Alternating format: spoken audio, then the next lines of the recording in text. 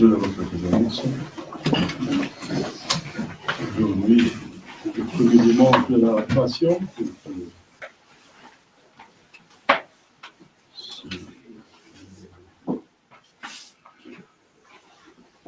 C'est le 5e dimanche des carême. Là, j'ai dit déjà les différences, spécificités, les particularités liturgiques.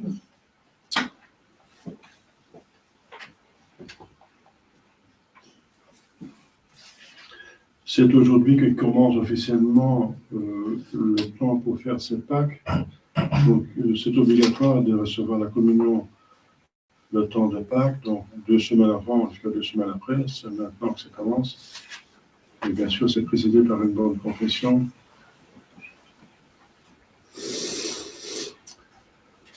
Pour ceux qui habitent loin, sont permis bien sûr de se confesser avant la cérémonie, un peu comme en avance, pour ne pas me prendre juste avant la cérémonie. Et ceux qui habitent plus près sont demandés de venir en semaine pour donner priorité à ceux qui viennent de loin, donc pour avoir les cérémonies. Alors, c'est dans 2 semaines, mais c'est comme chaque année, l'horaire. Donc, la semaine sainte est surtout concentrée sur les derniers jours. Ça commence avec le jeudi saint. Et donc, la messe du jeudi saint, c'est une messe de l'épiscope, donc de l'évêque, la messe chrismale pour confectionner.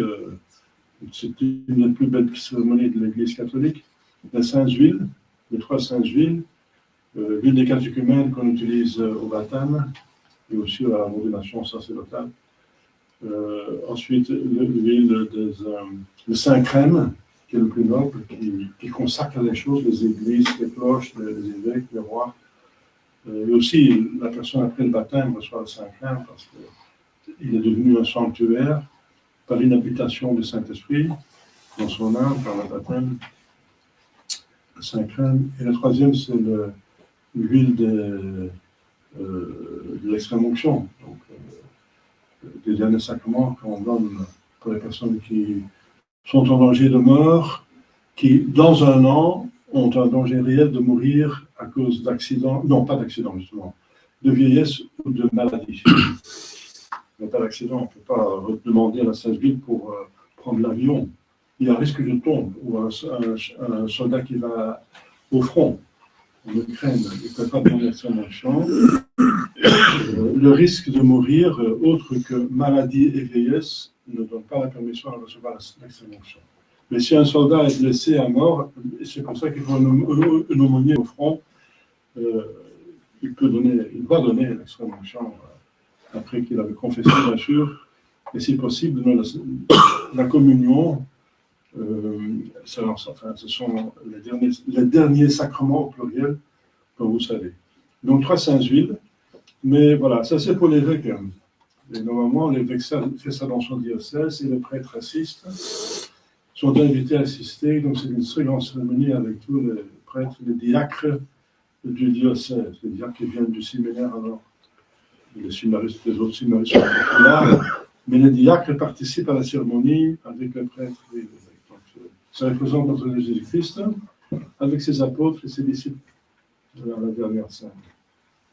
Parce que je le dis ça, justement, c'est le jour de la dernière scène. Et pour nous, dans la paroisse, c'est le soir, il y a la messe vespérale, où il y a donc le lavement des pieds, des hommes, qui représentent les apôtres. Donc, je vais inviter les hommes pour qu'ils puissent laver leurs pieds. Enfin, un pied suffit, le pied droit. Voilà. Et après, il y a donc la messe vespérale, qui est une messe assez spéciale, avec à la fin le dépouillement de l'autel. Et l'adoration du Saint-Sacrement jusqu'à minuit dans un reposoir. C'est un hôtel orné ailleurs de l'église. Parce que l'hôtel reste à ce moment-là vide. Et qui signifie que Jésus va partir, il va mourir, il va nous quitter, il va quitter cette terre, n'est-ce pas? Voilà, donc la Vesmedvetra, c'est pour donner l'occasion aux personnes de venir le soir, c'est à 6h30. C'est un temps où les personnes qui travaillent peuvent arriver raisonnablement. Et c'est pas trop tard non plus pour ceux qui ne travaillent pas ou voilà, qui sont libres, qui sont en congé. Donc 6h30, c'est habituel, 6h30 pour la messe vétérane et adoration. Vous êtes invité, c'est pas obligatoire, mais d'adorer jusqu'à minuit. Alors, le lendemain, c'est le vendredi saint. C'est un des 2 jours où il n'y a pas de messe. Le vendredi saint et le samedi saint, il n'y a pas de messe. La messe, justement, c'est le renouvellement de la passion. Et le vendredi saint, on va commémorer la passion elle-même, directement, pas indirectement, mais directement. Donc, c'est une cérémonie très spéciale, unique. C'est la liturgie donc, du vendredi saint. Et nous commençons avec, traditionnellement, qui est une dévotion, ce n'est pas une liturgie, mais c'est une paraliturgie, c'est une dévotion. Le chemin de croix. Le chemin de la croix. Donc, il n'est pas voilé, donc tous les statues doivent être voilés, les tableaux, sauf le chemin de croix, le temps de la passion. On va donc méditer le chemin de croix à 3h, parce qu'à 3h, le Seigneur Jésus-Christ, il est décédé selon les évangiles, donc à 3h. C'est une heure légale, tant pis, hein, donc l'heure légale n'est pas vraiment très juste, ce n'est pas l'heure du soleil. Et les Romains comptaient l'heure du soleil. Bon, on va quand même tenir l'heure légale, ça va être, je pense, déjà 2 heures de différence, hein, parce qu'il y aura entre-temps l'horaire de l'été qui va arriver. Ça va venir. Bon, je ne sais pas dire si je me trompe peut-être. Non, non, voilà. Oui, on sera déjà dans l'horaire. Enfin, tant pis. Donc, c'est 3h de l'après-midi, le chemin de croix. Et de suite, donc à 4h moins un quart, à peu près, il y aura une petite fonction liturgique du vendredi qui commence avec des lectures qui préfigurent la passion de Jésus-Christ. Ensuite, l'évangile c'est le dernier évangile, donc c'est celui de Saint Jean, la passion selon Saint Jean, parce qu'on va lire 4 fois le récit de la passion dans les évangiles. Il y a Saint Matthieu, Marc, Luc et Jean. Eh bien, Saint Matthieu, on va le lire dimanche prochain, dimanche des Rameaux. C'est le dimanche prochain, où on a une spéciale cérémonie où on bénit les rameaux. Je vais compter sur Étienne pour ramener les rameaux. Donc, cette semaine, les rameaux, enfin, ce sont des buis. C'est pas vraiment des palmiers, c'est trop cher les palmes. S'il n'y a pas beaucoup de palmes, hein, il faut un pays chaud pour cela. Et donc, c'est l'évangile de la passion selon Saint Matthieu. Et ensuite, il y a, pendant la Semaine Sainte, c'est le mardi et le mercredi, me semble, la passion selon Saint Marc et ensuite de Saint Luc. Et le dernier évangile, donc de Saint Jean, c'est justement le vendredi saint qu'on lit la passion. Voilà, donc, et ensuite il y a les grandes prières. Les grandes prières de l'Église, c'est l'intention que Jésus-Christ avait sur la croix. Pourquoi il nous a sauvés, pourquoi il a souffert sur la croix? Bien, les intentions de Jésus-Christ, qui sont les intentions de l'Église, sont exprimées par ces grandes prières, les grandes raisons. C'est les grandes raisons. Et ensuite, il y a l'adoration de la Sainte Croix. Donc, la croix qu'on va adorer, une cérémonie spéciale, on va baiser les pieds de Seigneur Jésus-Christ, se présenter dans la communion. Et ensuite, vous êtes invité à recevoir la communion des pré-sanctifiés, ça s'appelle. Ça veut dire des hosties qui ont été pré-sanctifiées, pré-consacrées le jour avant. Donc, le jeudi saint, justement. Parce que le jeudi saint, avant la messe, le tabernacle est vide. Il doit être vide. Et donc, parce que ça représente la première messe. La première messe. Donc, les hosties qui sont consacrées ce jour-là, c'est un peu plus qu'on a besoin ce jour-là, et ça va servir le lendemain. Le lendemain, ce sera la communion des pré-sanctifiés. Voilà.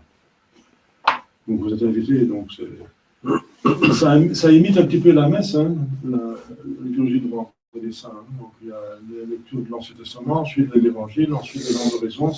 Ça signifie un petit peu la conséquence, avec la préface, le réfectoire, et ensuite l'adoration de la croix, ça représente un peu la consécration et la communion. Voilà. Donc, ça suit effectivement la messe, c'est normal, parce que la messe représente la croix, la passion, et on va représenter la passion. Donc, donc tout se tient.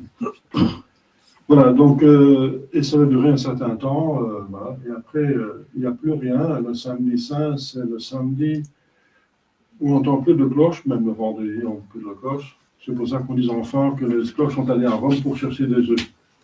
Donc, les cloches se taisent, et jusqu'à la nuit de Pâques, la résurrection. Alors, la résurrection, ça commence, cette cérémonie de la veillée pascale.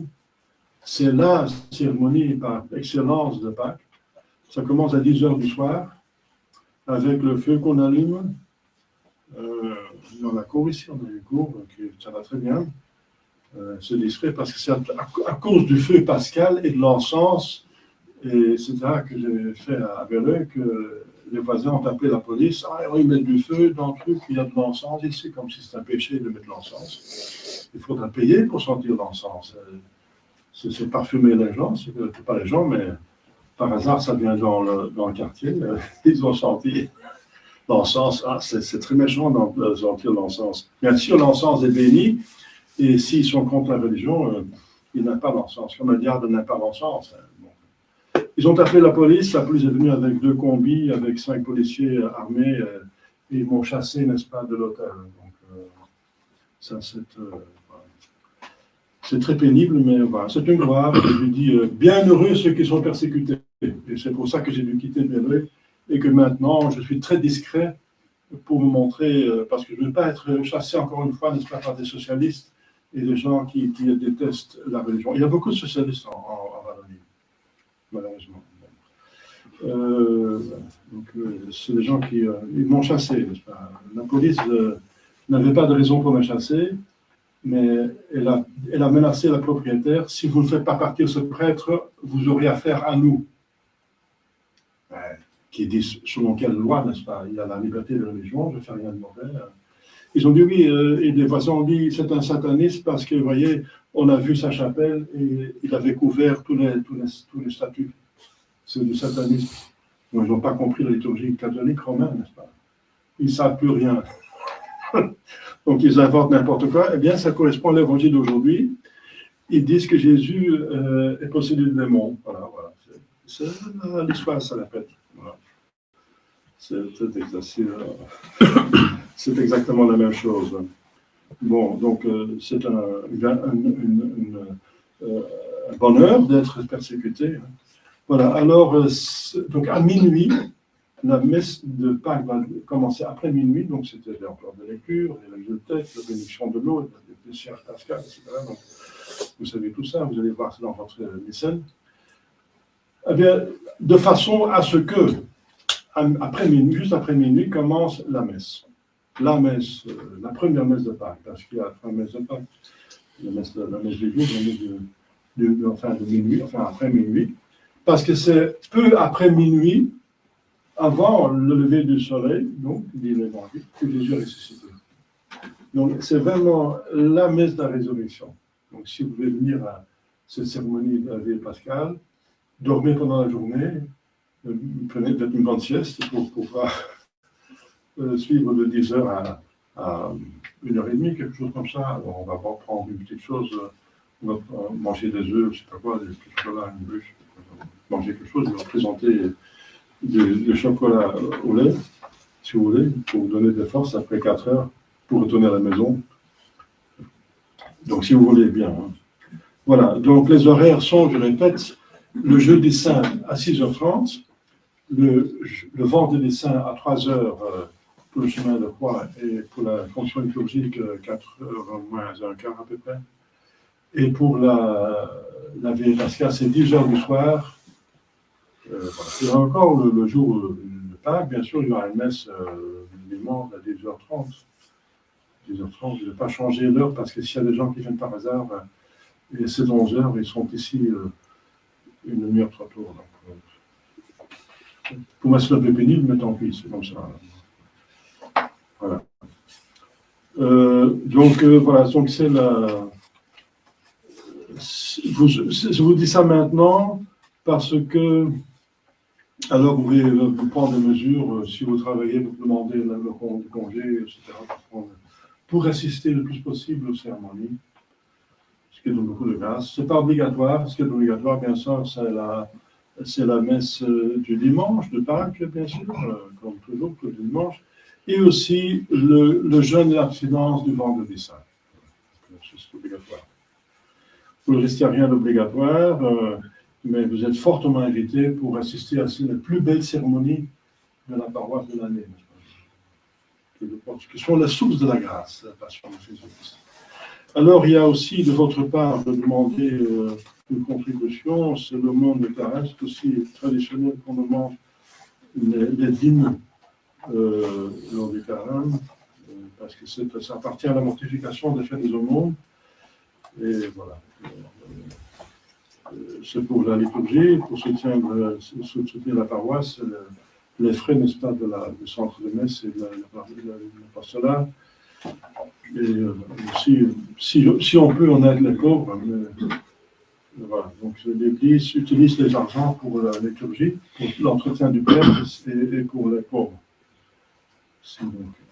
Alors tout le monde donne ce qu'il peut, hein, n'est-ce pas les dîmes, originairement, donc ça remonte aux Ancien Testament, c'est-à-dire une dixième, dîme ça vient de 10, une dixième, 10% des revenus, mais bon, je comprends que vu la crise, etc., c'est pas tout possible, donc, et au Moyen-Âge, c'était obligatoire, Saint Thomas l'impose encore, mais l'Église n'en parle plus, n'est-ce pas, de l'imposer. Donc vous donnez ce que vous pouvez, n'est-ce pas, pour le monde de carême. Et voilà. Alors, les autres annonces de la semaine, de cette semaine, première semaine de la Passion, il y a donc demain, donc c'est la féerie. C'est la préface de la croix, hein, toujours, hein, à partir d'aujourd'hui. La préface change encore. C'est pas la préface du carême, mais la préface de la Passion de la croix. Préface de la Sainte Croix. Mardi de la féerie, avec mémoire de Saint Gabriel, archange Saint Gabriel. Pourquoi? Parce que le lendemain, c'est justement cette annonciation, l'ange a annoncé. Donc mercredi, c'est le 25 mars, c'est l'annonciation de la très sainte Vierge Marie. 25 mars. Donc il y a deux fêtes extraordinaires qui tombent en carême, c'est le 19. Là, c'est la Saint-Joseph, on vient de la fêter cette semaine. Et encore cette semaine, il y a. En soi, c'est une des plus grandes cérémonies de la mystère de l'année, parce que c'est là où Dieu, c'est l'incarnation finalement.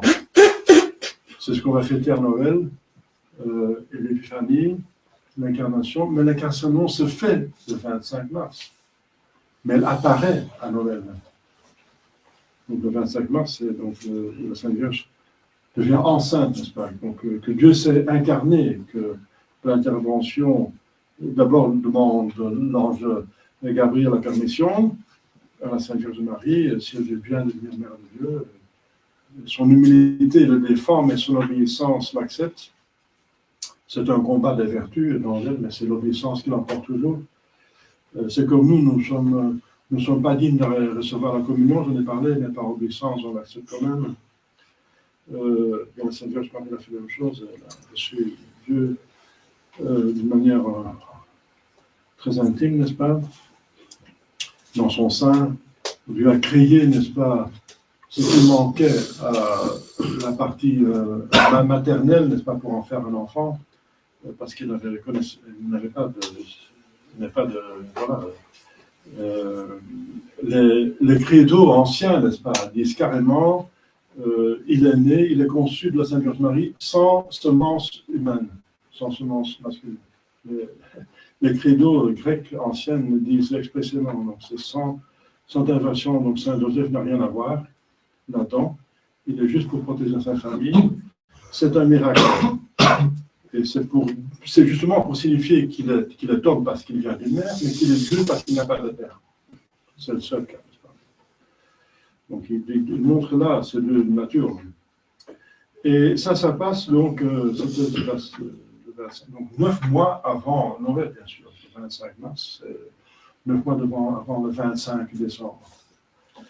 C'est très grand parce que c'est là où l'incarnation, c'est énorme. Jésus commence déjà à souffrir dans l'enceinte de Sainte Vierge Marie parce qu'il a plein conscience, parce qu'il est Dieu, la situation inflige dans son âme, et il est enfermé dans un tabernacle, disons, où il ne peut rien faire que prier. Voilà, alors c'est une très grande fête. C'est le moment de renouveler aussi, si vous avez fait ça, l'esclavage de Sainte Vierge Marie, l'esclavage d'amour de Sainte Vierge Marie, selon la méthode de Saint Louis de Montfort, la dévotion parfaite à Sainte Vierge Marie, on la renouvelle normalement le 25 mars, enfin, c'est pas obligé pour prendre notre lieu. Le jeudi, c'est la féerie encore, vendredi de la féerie, mémoire Notre-Dame de ses douleurs. Il ne faut pas oublier Notre-Dame, parce que la passion est double. Il y a un couple qui a péché, un couple va réparer, il ne faut pas l'oublier. Si Jésus souffre, la Sainte Vierge souffre autant, parce qu'il est uni à son Fils, n'est-ce pas, d'un amour maximal qu'un être humain peut plus avoir envers un autre humain et à son Dieu. Et d'un être parfait qui n'a même pas de péché originel, n'est-ce pas? Donc elle souffre, il ne faut pas l'oublier, n'est-ce pas? Il y a un couple qui souffre tout ce que la passion représente. Samedi de la féerie, mémoire de Saint Jean de Capistran, confesseur. Et dimanche prochain, dimanche des rameaux, comme je viens de dire, ça va commencer par la bénédiction des rameaux, distribution des rameaux, ensuite une petite procession avec les rameaux, ensuite la messe, avec la passion dans Jésus-Christ selon Saint Matthieu. Alors, chers fidèles, c'est déjà, François a déjà un sermon. Je vais dire un tout petit mot de l'Évangile. Au nom du Père et du Fils et du Saint-Esprit, ainsi soit-il. Mais qu'est-ce qu'on voit ici? Des choses très pénibles, n'est-ce pas? C'est pénible de voir que Dieu, un esprit pur, n'est-ce pas, l'infini, n'est-ce pas, la perfection, le créateur de toutes choses, il a toutes les perfections, l'infini, la bonté, la sagesse, la justice, Dieu, n'est-ce pas, l'être infini, n'est-ce pas, qui n'a pas besoin de nous, qui nous a créés par bonté, et nous avons encore frappé de la figure avec Adam et Ève, et il nous a pardonné, il vient nous sauver, et il ne fait que du bien, n'est-ce pas? Il chasse les démons, il guérit tous les malades, il soulage, il donne une doctrine extraordinaire, n'est-ce pas? Il ne fait que du bien, il prouve qu'il est le Dieu, qu'il est le Messie, et qu'il le traite comme ça, n'est-ce pas? C'est très pénible, n'est-ce pas? C'est presque insupportable. Et ce qui est encore maximal insupportable, c'est qu'il traite de démons. Ce n'est pas démon qui fait ça. Mais alors, ils se prennent pour Dieu, n'est-ce pas? C'est vraiment, ils se prennent eux-mêmes pour Dieu, et tout ce qui s'attaque à Dieu, c'est le démon, voilà. Parce que Satan se dit l'adversaire, Satan c'est l'adversaire de l'équipe de Dieu. Eh bien, tout ce qui s'attaque à eux, ils se prennent pour Dieu. Ce n'est pas Jésus qui se prend pour Dieu parce qu'il est Dieu, mais eux, ils se prennent pour Dieu. Ce sont eux qu'il faut la péder parce qu'ils vont justement vouloir tuer Jésus parce qu'il prend pour Dieu. Il inverse tout. C'est incroyable, n'est-ce pas? Incroyable. L'inversion des rôles. Donc le bien devient mal et le mal devient bien. C'est juste l'orgueil qui fait ça, n'est-ce pas? Il a le refus de se convertir, le refus d'accepter de se diminuer, l'humilité de s'écraser au sens positif devant Dieu, n'est-ce pas? Qui est là, et on s'efface, on va servir, c'est notre bonheur. Mais ils refusent.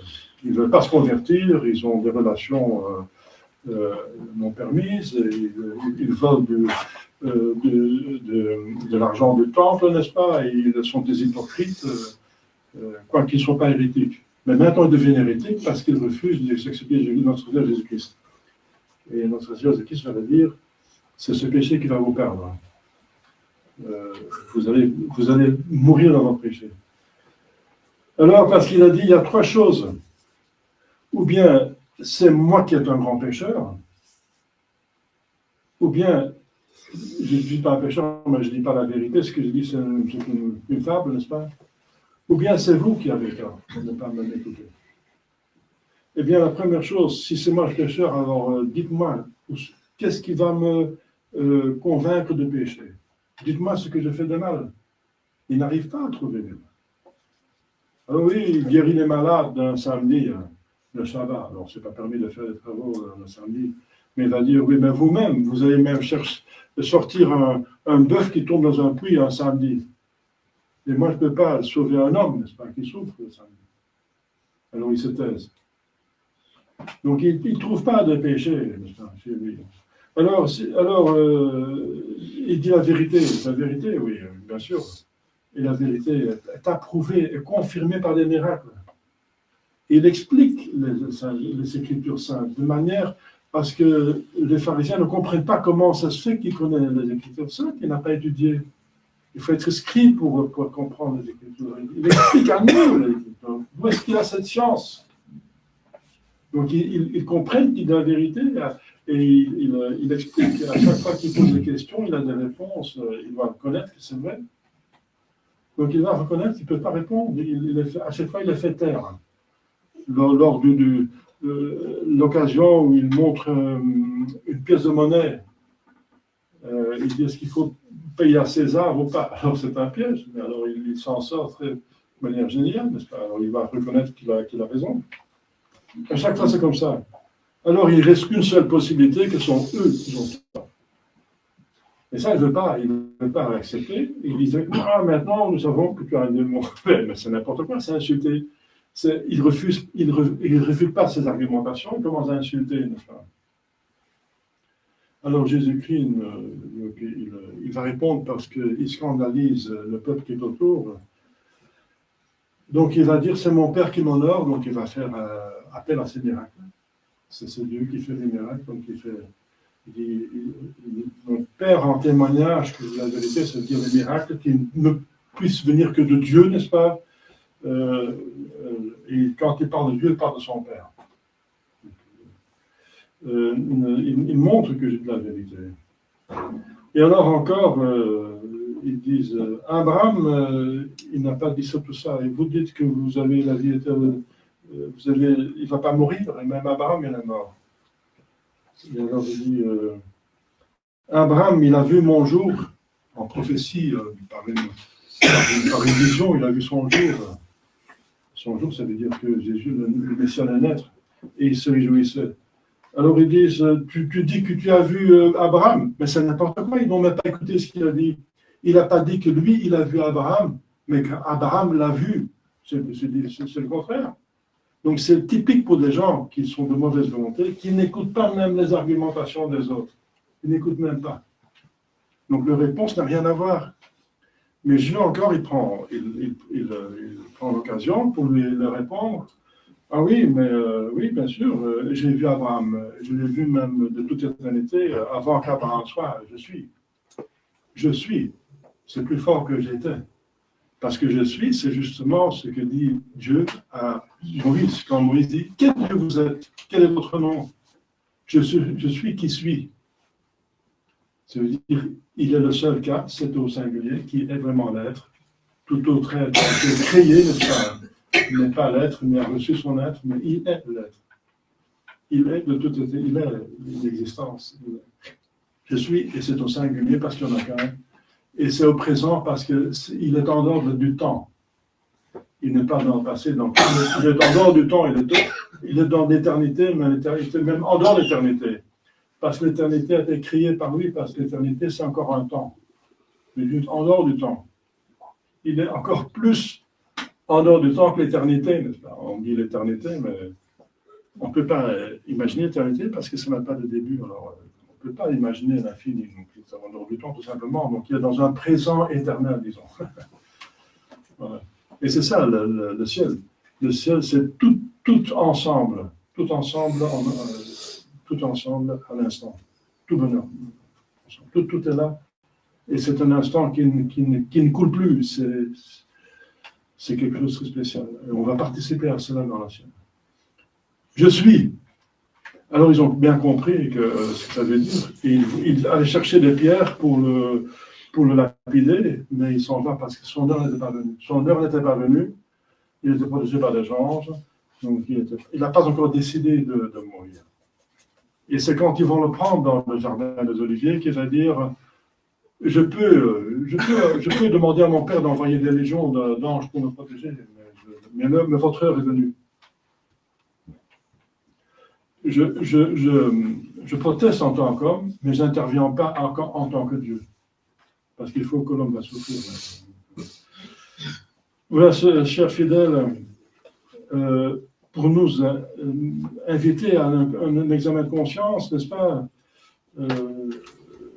Il faut reconnaître le mal qu'on a fait, n'est-ce pas? Il faut connaître ses péchés, n'est-ce pas? Il faut accepter la vérité et il faut faire ce que la vérité demande. Parce que Jésus, il dit toujours, je fais sa volonté de son Père. Et vous me faites. Il ne faut pas seulement savoir la vérité, mais il faut l'exécuter, il faut la faire. Et c'est ça qui donne l'amour de Dieu, n'est-ce pas?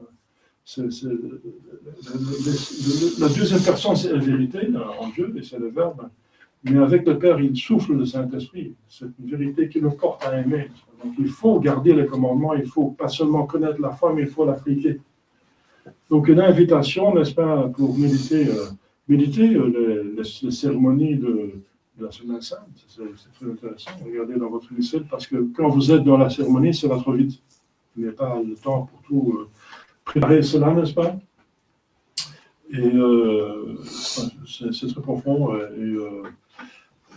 Et préparer votre confession,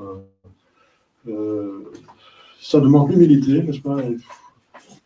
Ces pharisiens et scribes sont des anti-exemples. Il faut juste faire le contraire d'eux, n'est-ce pas? Il faut être humble, il faut connaître, il faut accepter, il faut croire, il faut vivre, il faut suivre. Ma chère fidèle, demandons à la Sainte Vierge Marie, qui a autant souffert dans Jésus-Christ et qui a obtenu une double portion de grâce par notre Seigneur Jésus-Christ, n'est-ce pas, avec lui. Et les secondes, c'est par lui, mais elle a obtenu le même résultat. C'est pour ça que la dévotion mariale est si importante. Demandons-lui de faire très bien sa part, n'est-ce pas, d'avoir beaucoup de grâce et de tenir, n'est-ce pas, cet état de grâce et le développement de la vie spirituelle jusqu'à la fin, jusqu'à l'éternité. Au nom du Père et du Fils et du Saint-Esprit, ainsi soit-il.